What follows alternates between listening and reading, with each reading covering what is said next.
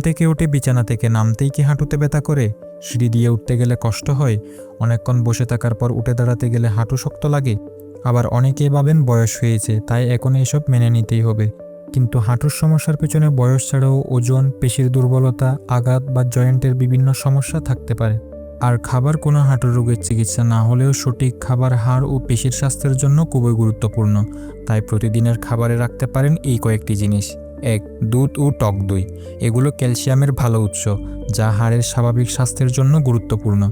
২. মাছ ও ডিম। মাছে স্বাস্থ্যকর ফ্যাট আর ডিমে ভালো মানের প্রোটিন থাকে। পেশি শক্ত রাখতে পর্যাপ্ত প্রোটিনও গুরুত্বপূর্ণ। ৩.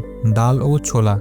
যারা মাছ মাংস কম খান তাদের জন্য এগুলো প্রোটিনের ভালো উৎস হতে পারে। ৪. তিল ও কুমড়োর বীজ। এগুলোতে বিভিন্ন মিনারেল, স্বাস্থ্যকর ফ্যাট এবং অন্যান্য পুষ্টি রয়েছে, তবে অল্প পরিমাণেই যথেষ্ট।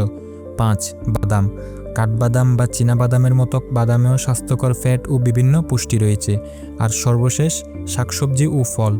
শুধু একটা খাবারের উপর নির্ভর না করে বিভিন্ন ধরনের খাবার খাওয়াটাই বেশি গুরুত্বপূর্ণ। তবে একটা কথা মনে রাখবেন, শুধু খাবার খেলেই হবে না। হাঁটুর সমস্যা থাকলে আপনার অবস্থার উপযোগী নিয়মিত নড়াচড়া ও পেশি শক্ত করার ব্যায়াম গুরুত্বপূর্ণ।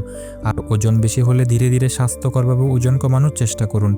আর হাঁটু ফুলে গেলে, লাল বা গরম হয়ে গেলে, আঘাতের পর প্রচণ্ড ব্যথা হলে বা হাঁটতেই না পারলে অবশ্যই ডাক্তারের চিকিৎসা নিন। আর এমন আরও সহজ সুস্থ টিপস পেতে চ্যানেলটি সাবস্ক্রাইব করে রাখুন। আর কমেন্টে আপনার সমস্যাটি লিখে জানান। আপনাদের কমেন্ট থেকে আমরা ভবিষ্যতের ভিডিও বিষয় বেছে নিতে পারি। ভিডিওটি ভালো লাগলে লাইক করুন এবং প্রয়োজন মনে হলে শেয়ার করুন। আসসালামু আলাইকুম।